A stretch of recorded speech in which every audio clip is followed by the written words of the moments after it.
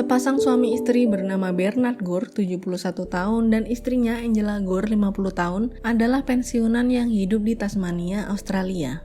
Pada awal tahun 2017, mereka memutuskan pergi ke Sydney untuk mengunjungi anak mereka, karena anak mereka tinggal dan juga bekerja di sana. Di tanggal 5 Januari tahun 2017, Angela dan Bernard landing di Sydney, dan hari pertama di Sydney mereka habiskan seharian untuk melepas rindu ngumpul bareng sama anaknya. Sedangkan hari keduanya, Angela sang ibu memutuskan untuk jalan-jalan sendiri. Angela mau shopping dan juga cuci mata sendiri. Tetapi di hari itu Angela udah janjian sama Bernard, suaminya, kalau Bernard bakal nyusul Angela pada waktu jam makan siang, supaya mereka bisa makan siang bareng di restoran langganan mereka. Jadi tiap ke Sydney mereka udah pasti mampir ke restoran ini karena mereka suka banget sama makanan di sana. Restoran ini berada di dalam Westfield Mall, sebuah mall yang gede banget di Sydney. Dan karena mereka janjian makan siang bareng di Westfield Mall, jadi Angela memutuskan dia cuci mata dan shoppingnya di mall yang sama, biar nanti dia gampang ketemu sama suaminya.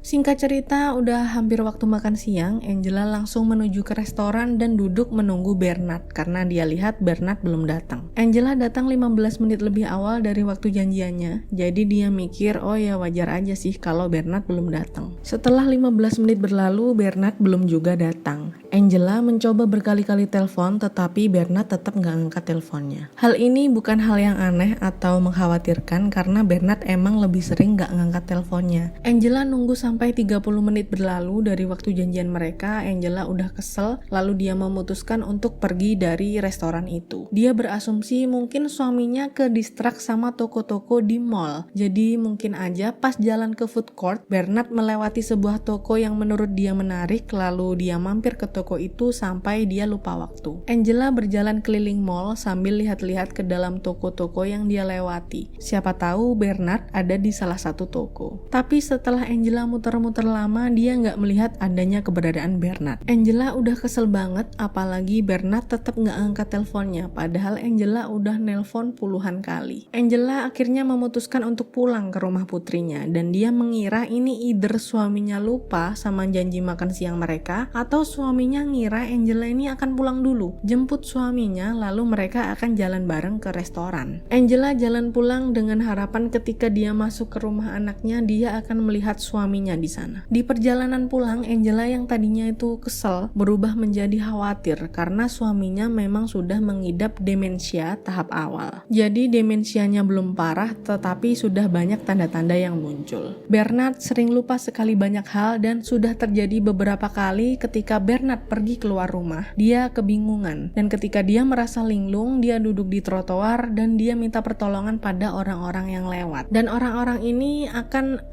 menelpon polisi atau menelpon Angela untuk menjemput Bernard pulang. Mungkin kita mikir udah tahu kayak gitu kok Bernard masih diizinkan pergi-pergi sendiri. Kita jangan asumsi yang buruk-buruk dulu ya, karena sekali lagi ini baru demensia tahap awal, dan kejadian Bernard yang linglung ini baru terjadi beberapa kali, jadi nggak setiap saat. Setelah Angela sampai di rumah anaknya, ternyata Bernard tidak ada di sana. Putrinya bilang Bernard sudah meninggalkan rumah sejak 2 jam yang lalu. Mereka berdua khawatir banget tentunya, tapi mereka tetap mencoba tenang. Bernard sudah dilatih oleh dokter dan keluarga, kalau dia linglung, dia cuma harus duduk dan meminta pertolongan pada orang yang lewat. Jadi Angela dan anaknya hanya tinggal menunggu telepon dari orang yang menolong Bernard, atau bahkan besar sekali kemungkinan Bernard akan pulang sendiri, karena di hari itu Bernard dalam keadaan prima, jadi dia tidak menunjukkan sama sekali gejala demensia sejak beberapa minggu terakhir.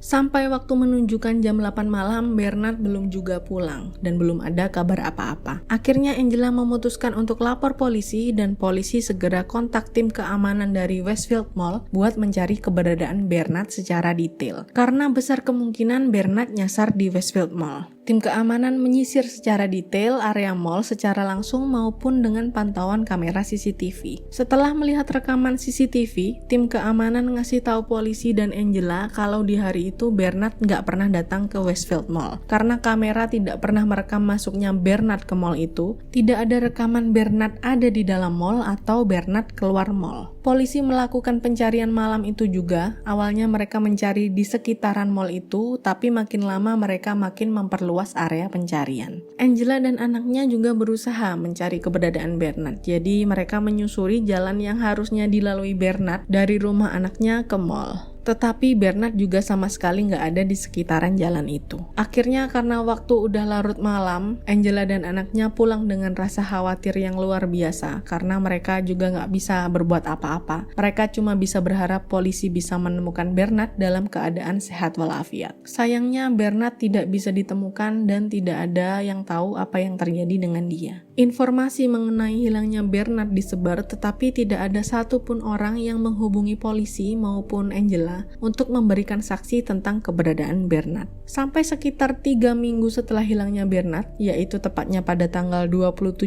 Januari tahun 2017, seorang petugas kebersihan di Westfield Mall masuk ke area koridor yang hanya boleh dimasuki karyawan. Area itu berisi lorong-lorong yang menghubungkan area demi area dan lantai demi lantai di Westfield Mall. Jadi lorong-lorong itu kayak koridor sempit yang nggak ada jendelanya dan semua lorong kayak kelihatan sama karena warnanya sama, semen abu-abu gitu. Nah, petugas ini melihat ke arah lorong yang jarang sekali dilalui orang. Di ujung lorong itu samar-samar dia melihat sesuatu di dekat dinding. Dia awalnya ngira itu kayak alat perabotan kebersihan yang sengaja ditinggal di ujung lorong.